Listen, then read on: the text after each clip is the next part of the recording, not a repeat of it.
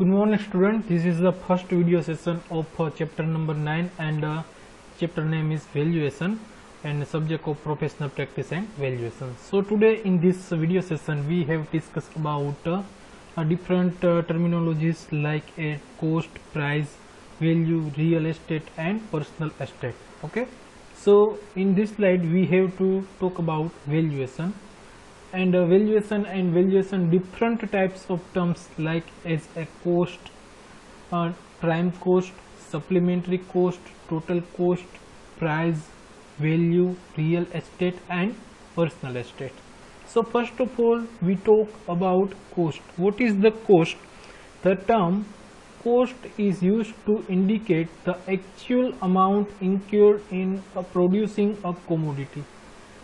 तो कोस्ट किसको बोला जाएगा कि कमोडिटी में जो एक्चुअल अमाउंट होती है जो उसको इंडिकेट करती है तो उसको हम बोलते हैं कोस्ट. द एक्सपेंडिचर और charges represented directly in the commodity produced are called the prime cost. तो जो एक्सपेंडिचर जो चार्जेस जो रिप्रेजेंट कर रहे होंगे डायरेक्टली टू कमोडिटी तो उसको हम बोलते हैं prime cost. And indirectly in the production of the commodity are called the supplementary cost.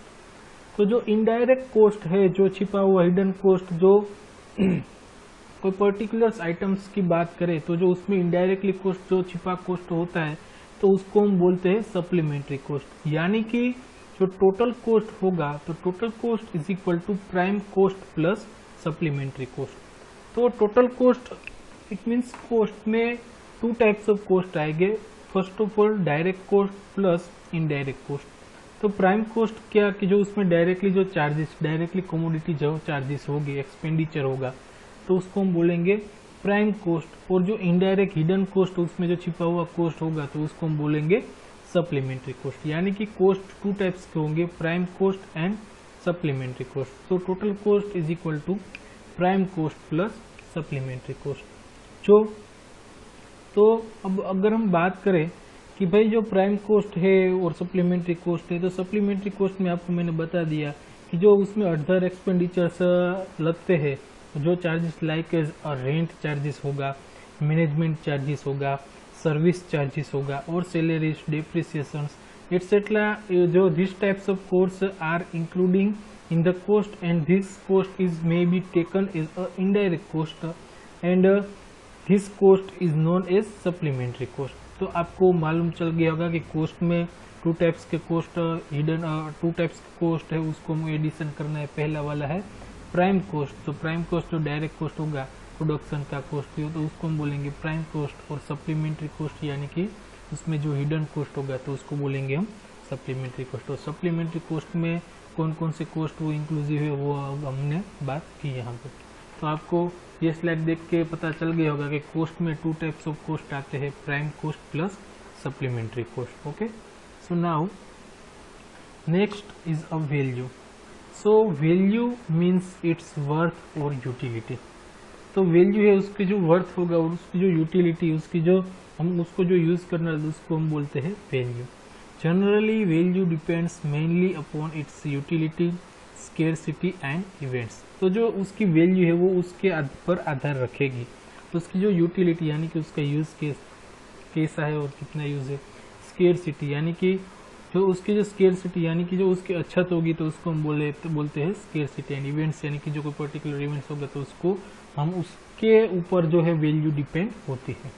Okay, so value varies from time to time and depends largely on the supply of that particular type of property and the extent of the demand for it. तो जो value है वो time to time place होगा. उसके बाद जो उसकी जो सप्लाई एंड डिमांड की जो चेन है उसके पर भी वो वैल्यू है डिपेंडेड होता है. And the cost of the construction of a building may have no relation to the value of the same if sold in the open market. The value of the property within a short time may be more like double than the cost of constructions when there are more buyers for that type of property and vice versa. तो हम बात करें यहाँ पे value की तो value किस तरीके से बढ़ती है as well as vice versa यानी कि डिक्रीज भी किस तरीके से होती है. तो अगर हम कोई प्रॉपर्टी की बात करें तो प्रॉपर्टी में क्या होगा कि उसके जो बायर्स और सेलर्स की बात करें तो उसमें जो बायर्स है वो बढ़ जाएंगे, तो क्या होगा कि वो विद इन शॉर्ट टाइम उसकी जो वैल्यू है वो डबल हो जाएगी। एंड वाइस वर्सा अगर उसकी जो प्रॉपर्टी उसको कोई बायर नहीं मिलेगा तो क्या होगी, तो उसकी वैल्यू है वो डिक्रीज होती जाएंगी। तो उसके बाद बात करते हैं प्राइस की। So price, the term price is used to indicate the cost of the commodity plus profit of the manufacturer। तो प्राइस यानी कि उसका भाव, रेट। तो रेट हम किसको बोलेंगे? The term price is used to indicate the cost of the commodity plus profit of the manufacturer। तो प्राइस हम उसको बोलेंगे कि जो उसका इंडिकेट जो कॉस्ट ऑफ कोमोडिटी है, यानी कि जो पर्टिकुलर ऑब्जेक्ट्स की बात करें तो उसका कॉस्ट कितना है, प्लस उसमें हम प्रॉफिट ऑफ द जो मैन्युफैक्चरर है उसका हम प्रॉफिट भी उसमें इंक्लूड करेंगे। So price is equal to cost plus profit. तो प्राइस में क्या आ गया कि भाई कॉस्ट भी उसका आ जाएगा और उसका प्रॉफिट भी आ जाएगा। तो ये होके क्या बनता है कि ये दोनों मिलके कॉस्ट प्लस प्रॉफिट से बनता है price. Now moving forward and to discuss difference between cost and price. तो इस स्लाइड में हम देखते हैं कि कॉस्ट और प्राइस का डिफरेंस क्या है। तो कॉस्ट में क्या आएगा कि the actual amount incurred in producing a commodity is called its cost. तो जो कॉस्ट यानी कि उसकी जो एक्चुअल अमाउंट प्रोड्यूस होता है कमोडिटी में उसको बोलते हैं कॉस्ट। और प्राइस यानी क्या आएगा कि वैल्यू मीन्स वर्थ और यूटिलिटी ऑफ ए कमोडिटी। तो उसकी जो वैल्यू है, तो वैल्यू मीन्स क्या होगा कि जो वर्थ और यूटिलिटी जो कमोडिटी है उसको हम बोलते हैं price. Cost it has relation with past. जो सेकंड टॉपिक की बात करें तो उसमें सेकंड पॉइंट है जो उसका जो रिलेशन है वो पास्ट से होगा, और प्राइस का it has relation with future. उसका रिलेशन किससे है, तो कि फ्यूचर से। Third, cost it is a constant amount. तो कॉस्ट क्या है कि जो कॉस्ट है वो कांस्टेंट अमाउंट है, और प्राइस है वो है value depends on supply and demand. तो जो सप्लाई एंड डिमांड की चेन के बारे में हम बात करें तो वैल्यू और प्राइस उसके पर डिपेंडेंट रहता है। ओके, तो आपको कॉस्ट और प्राइस का डिफरेंस आसानी से समझ में आ गया होगा कि जो एक्चुअल अमाउंट है उसको हम बोलते हैं कॉस्ट, और प्राइस जो वैल्यू उसकी जो कमोडिटी की उसका यूज कितना है, उसकी यूटिलिटी कितनी है, उसके पर प्राइस डिपेंडेंट रहता है। कॉस्ट का दूसरा पॉइंट है जो वो रिलेशन है उसका पास्ट से रिलेशन है, और प्राइस का क्या है, इट हैज रिलेशन, उसका रिलेशन है फ्यूचर से। थर्ड पॉइंट इज कि भाई कॉस्ट है वो कांस्टेंट अमाउंट है, जबकि प्राइस है वो सप्लाई एंड डिमांड पे डिपेंडेंट रहता है। Okay, so now next slide, what is the difference between price and value. तो इस स्लाइड में हम देखेंगे कि प्राइस एंड वैल्यू का डिफरेंस क्या है। तो प्राइस एंड वैल्यू के डिफरेंस की बात करें तो प्राइस एंड वैल्यू का डिफरेंस किस तरीके से हम कंसिडर करेंगे। तो प्राइस है वो price is equal to cost plus profit. तो जब कि कॉस्ट प्लस उसमें प्रॉफिट ऐड करेंगे तो वो बनेगा हमारा प्राइस। एंड वैल्यू क्या आएगा कि वैल्यू मीन्स वर्थ और utility of A commodity. Value means के जो उसकी यूटिलिटी कितनी है, जो कोमोडिटी की यूटिलिटी है उसके हिसाब से वैल्यू है वो आका जाएगा। उसके बाद price is a fact. Price है वो कोई चौकस कोई निश्चित वस्तु है, और जबकि वैल्यू क्या है, value is an estimate of what the price ought to be. कि वैल्यू है वो एस्टिमेशन है वन टाइप का, वो फिक्स नहीं होगी, जबकि प्राइस की बात करें तो प्राइस है वो फिक्स होगी। उसके बाद नेक्स्ट स्लाइड में हम देखेंगे difference between real estate and personal estate. तो रियल एस्टेट में the property which can not be moved from one place to another place is called real estate और रियल प्रॉपर्टी। जो प्रॉपर्टी है वो हम वन प्लेस से other place हम move नहीं कर सकते, तो उसको बोलते हैं रियल एस्टेट और रियल प्रॉपर्टी। जबकि पर्सनल एस्टेट की बात करें the property which can B moved from one place to another place is called personal property और पर्सनल एस्टेट। तो पर्सनल एस्टेट हम उसको बोलेंगे द प्रॉपर्टी वो वन प्लेस से अनदर प्लेस हो उसको हम मूव कर सकते हैं, तो उसको बोलेंगे हम पर्सनल एस्टेट और पर्सनल प्रॉपर्टी। रियल एस्टेट में कौन सी चीजें आएंगी, तो सेकंड पॉइंट में हम देखेंगे कि भाई रियल एस्टेट है उसमें lands, buildings etcetera are real estate, जबकि पर्सनल एस्टेट में all other property except land and buildings are personal estate. Real estate में third point, real estate is also known as real property और reality, जबकि personal estate में it is also known as personal property और personality और chattel. तो real estate को हम real property और रियलिटी के नाम से भी जाने जा सकते हैं, और पर्सनल एस्टेट में उसको हम पर्सनल प्रॉपर्टी और पर्सनैलिटी और चैटल भी कह सकते हैं। उसके बाद रियल एस्टेट में नेक्स्ट पॉइंट है, valuation of real estate is difficult. जो रियल एस्टेट है उसका वैल्यूएशन थोड़ा सा डिफिकल्ट रहेगा as compare to personal estate, और पर्सनल एस्टेट में valuation of personal estate is easy रहेगा। Okay, so next slide, difference real estate and personal estate में उसके जो उसका फिफ्थ पॉइंट है वो देखते हैं। All the matter fixed to the earth is called land. जो अर्थ के ऊपर जो सभी चीजें जो फिक्स होती है तो उसको हम लैंड बोलते हैं, और लैंड को हम इंक्लूड करते हैं रियल एस्टेट में। And personal estate, all the matter removed from the earth becomes personal estate. जो रिमूव जो अर्थ है उसके ऊपर से हम जो मैटर है उसको रिमूव कर देंगे तो उसको बोल देंगे हम पर्सनल एस्टेट। रियल एस्टेट में एग्जाम्पलिग्रेट या फाउंडेशन, बिल्डिंग्स, ट्रीज, उसको हम बोलते हैं real estate. And personal estate में क्या आएगा कि पर्सनल एस्टेट में construction materials, timber, coal and oil explored from the earth are called personal estate. तो उसमें भाई जो हमारा कंस्ट्रक्शन मटेरियल आएगा, टिम्बर आएगा, कोल एंड ऑयल जो एक्सप्लोर्ड फ्रॉम द अर्थ, यानी कि अर्थ से हम कोल एंड ऑयल को निकालते हैं, तो वो भी पर्सनल एस्टेट में आएगा।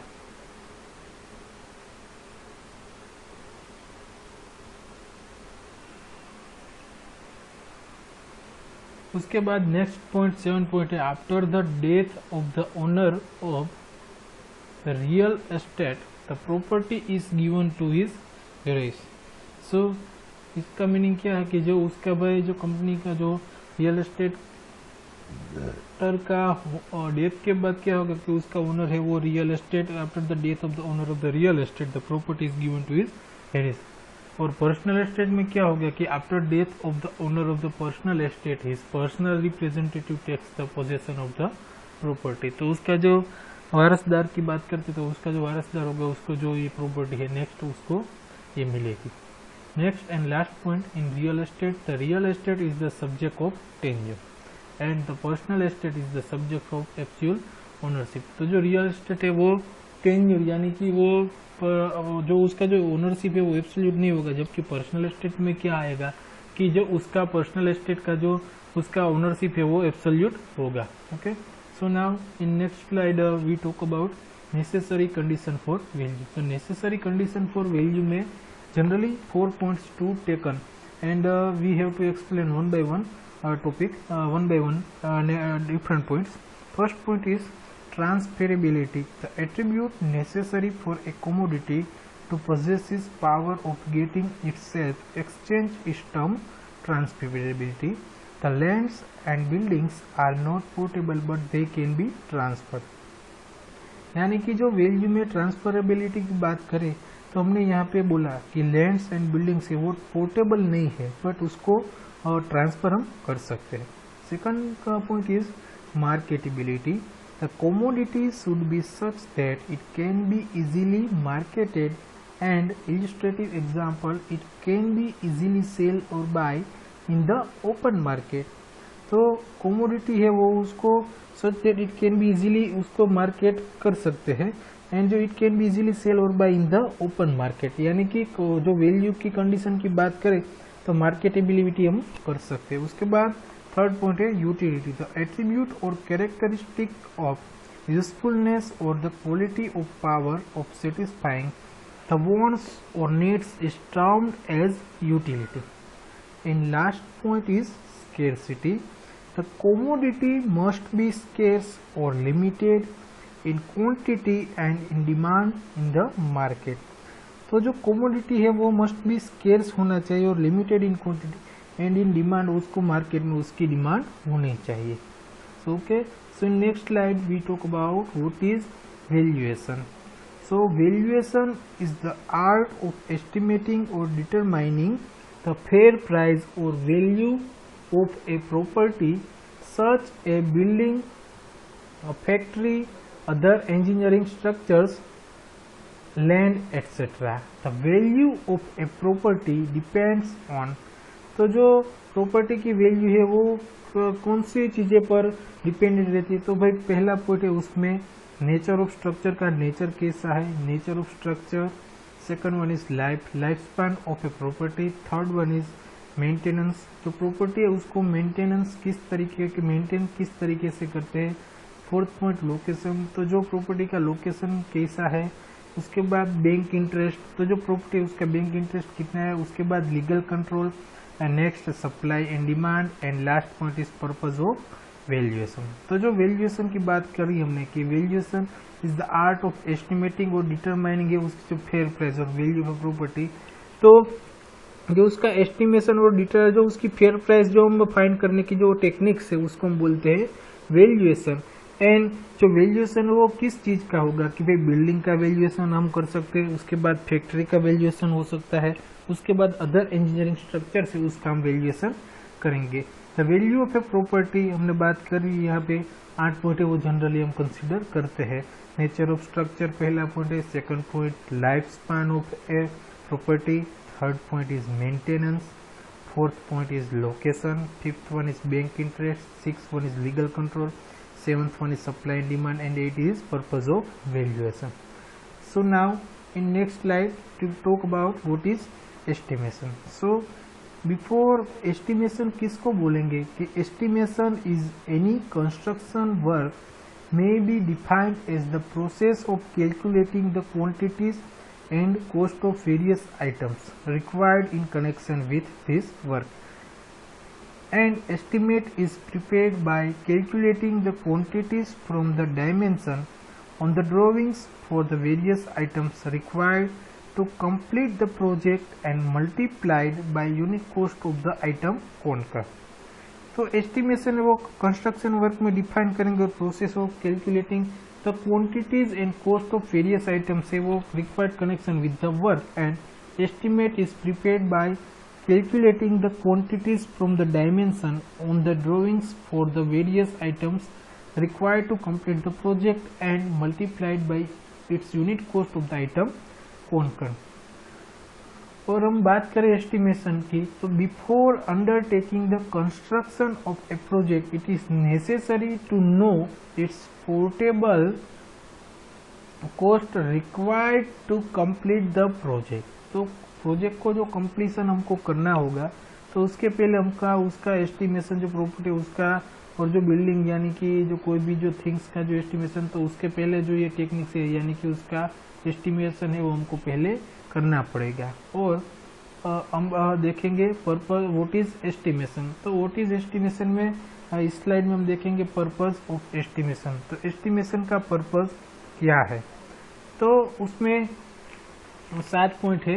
पहला पॉइंट है preliminary study of the project. तो एस्टिमेशन में जो हमारा प्रोजेक्ट है उसको प्रिलिमिनरी तरीके से पहले स्टडी करना पड़ेगा। दूसरा है एडमिनिस्ट्रेटिव अप्रूवल। तो जो एस्टिमेशन है वो उसका पर्पस जो एडमिनिस्ट्रेटिव अप्रूवल जब हम लेने जाएंगे तो उसके पहले जो बिल्डिंग है वो ये प्रॉपर्टी का एस्टिमेशन है वो हमको पहले करना पड़ेगा। उसके बाद third point is to investigate feasibility. Fourth point is to get loan from bank. तो जो बैंक में से हमको पहले जो लोन जब लेना होगा तो उसके लिए भी हमको एस्टिमेशन करना पड़ेगा। उसके बाद फॉर इंश्योरेंस पर्पस, तो इंश्योरेंस पर्पस के लिए भी हम एस्टिमेशन है वो हमको करना पड़ेगा। उसके बाद नेक्स्ट 6.4 डिसाइडिंग टैक्सेस। जो टैक्सेस डिसाइड कर रहा है तो उसके पहले भी हमको एस्टिमेशन है वो करना पड़ता है। और उसके बाद लास्ट पॉइंट है एस्टिमेशन में वो है to decide rent of a building, कि जब हम जो बिल्डिंग का रेट है वो डिसाइड कर रहे होंगे तो उसके लिए भी हमको एस्टिमेशन है उसकी रिक्वायरमेंट बढ़ जाती है। तो एस्टिमेशन पर्पस ऑफ एस्टिमेशन हमने 7 पॉइंट देखे। पहला point preliminary study of the project, second one is administrative approval, third one is to investigate feasibility, fourth one is to get loan from bank, fifth one is for insurance purpose, six one for deciding taxes and seventh one for to decide rent of a building. Okay,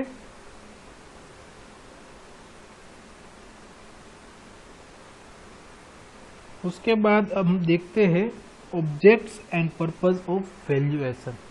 तो जो valuation है उसका objects क्या है और उसका purpose क्या है कि वैल्यूएशन हमको क्यों करना चाहिए। So the main purpose of valuation are different 11 points are considered in this slide, and one by one we have to discuss in detail one by one point. So in them first point is buying or selling property। जो property है उसको अगर हमको bye करना हो और अगर उसको हमको सेल करना हो तो उसके पहले हमको वैल्यूएशन करना जरूरी है। Second one is security of loans और मॉर्गेज। तो जो हम लोन्स के सिक्योर के लिए और मॉर्गेज यानी कि जो जामीन के लिए कि अगर भी उसको जो मॉर्गेज जो गिरवी जो बोलते तो उसके लिए भी हमको वैल्यूएशन उसकी रिक्वायरमेंट होगी। Third one is rent fixation. Fourth point is insurance. Fifth point is taxation. Next compulsory acquisition. Next betterment charges. Next speculation. Next court fees. Next gift tax and last one is balance sheet. तो buying और selling property, तो property को अगर हमको bye करना हो और अगर हमको सेल करना हो तो उसके लिए वैल्यूएशन है वो हमको पहले करना पड़ेगा। Now next security of loans और मॉर्गेज। तो जो हमको जो लोन्स की सिक्योरिटी है और मॉर्गेज कोई प्रॉपर्टी रखनी हो तो उसके लिए हमको पहले वैल्यूएशन है वो करना पड़ेगा। Third one is rent fixation. तो रेंट फिक्सेशन में क्या आएगा कि भाई अगर हमको जो कोई रेंट है वो फिक्स करना हो तो उसके पहले हमको जो प्रॉपर्टी है उसका वैल्यूएशन हमको करना पड़ेगा। So determine the rent of a property valuation is required. तो जो रेंट डिटरमाइन करना तो उसके पहले हमको रेंट फिक्सेशन है वो जरूरी होगा। And rent is usually fixed on certain percentage of the amount of valuation and 5% to 10% of the valuation. Next, insurance. For the purpose of taking out an insurance policy of the property, the owner desires to know the replacement value of the property. In this case, the value of land is excluded or omitted. तो जो insurance policy property की बात करें तो उसके purpose में भी insurance है वो जरूरी है। एंड द ओनर है वो डिसाइड करेगा, desire to know the replacement, जो प्रॉपर्टी की रिप्लेसमेंट वैल्यू है वो कितनी है, और इस केस में द वैल्यू ऑफ जो है लैंड है वो एक्सक्लूड हम है वो कर सकते हैं। उसके बाद next fifth point is taxation. To assess the tax of a property its valuation is required. So जो टैक्स प्रॉपर्टी का टैक्स वो हम जो अब पेड करते हैं तो उसके पहले वैल्यूएशन उसको रिक्वायर्ड होगा। एंड टैक्सेस में भी municipal tax, property tax, wealth tax etcetera and all the taxes are fixed on the valuation of the property. तो जो डिफरेंट टैक्स हम कंसिडर करते हैं, municipal tax, property tax and wealth tax, तो ये सभी टैक्स वो fix on the valuation property के जो वैल्यूएशन है उस पर डिपेंडेंट रहेगा। उसके बाद sixth point is compulsory acquisition यानी कि लैंड संपादन। So sometimes a property is acquired by law for some public purpose. In that case the injured party is to be paid a suitable amount of compensation for the property thus acquired. To determine the amount of compensation valuation of the property is required. तो भाई जो property है वो acquire कर रहे गए तो सम public purpose के लिए जो प्रॉपर्टी है वो एक्वायर कर रहे हैं तो इस केस में क्या होगा कि इंजर्ड पार्टी है उसको सम अमाउंट है कंपेंसेशन में सम रुपीज पेड करना पड़ेगा। And so to determine the compensation valuation of the property, तो उसके लिए जो प्रॉपर्टी का कंपेंसेशन हम डिटरमाइन कर रहे होंगे तो प्रॉपर्टी का वैल्यूएशन है वो तब जरूरी बन जाता है। उसके बाद betterment charges. When the property comes under some town planning scheme of the area, its value increases and consequently the owner of the property is required to pay additional tax known as the betterment charges, and it becomes therefore necessary for the owner of the property to know the value of his property before and after completion of town planning scheme. Betterment charges यानी कि क्या है कि भाई जब कोई जो area है वो डेवलप हो जाता है और उसके बाद क्या है कि भाई अगर उसकी जो प्रॉपर्टी है वो टाउन प्लानिंग स्कीम में आ जाएगी तो उसके बाद क्या होगा कि उसकी वैल्यू बढ़ जाती है। उसके जब वैल्यू बढ़ जाएगी तो उसके क्या होगा कि भाई उसका जो प्रॉपर्टी है उसको एडिशनल टैक्स उसमें पेड करना पड़ेगा। तो इसके लिए ओनर को जो बिफोर क्या होगा कि उसकी जो प्रॉपर्टी की जो बिफोर वैल्यू है और उसके बाद जो प्रॉपर्टी वो टाउन प्लानिंग स्कीम में आ जाती है उसके बाद जो उसका वैल्यू है वो बढ़ जाता है। तो before property value and after property value वो सभी दोनों वैल्यू का उसको ख्याल होना चाहिए। ओके, तो उसके पर जो एक्स्ट्रा चार्जेस लगा जाएंगे भाई क्या होगा कि भाई जो टाउन प्लानिंग स्कीम उसकी जो प्रॉपर्टी वो आ जाती है उसके बाद उसका रेट बढ़ जाता है और एक्स्ट्रा टैक्स है वो उसको पेड करना पड़ता है। तो उस चार्जेस को हम बोलते हैं बेटरमेंट चार्जेस। उसके बाद है speculation. So when a purchase is intended for sale of the property and make some profit, जब वह परचेस होगा तो उसके बाद जो प्रॉपर्टी उसको हम सेल में, तो उसके क्या होगा कि जो प्रॉपर्टी को सेलिंग कर तो उसके बाद क्या होगा सम प्रॉफिट होगा। तो जो शॉर्ट पीरियड वैल्यूएशन है वो उसको नेसेसरी है for that purpose and that is known as उस वैल्यू को हम बोलते हैं speculative value. Generally speculative value is lesser than the जो स्पेक्यूलेटिव वैल्यू है वो लेसर होगी मार्केट वैल्यू से। उसके बाद next point 9 point is a court fees.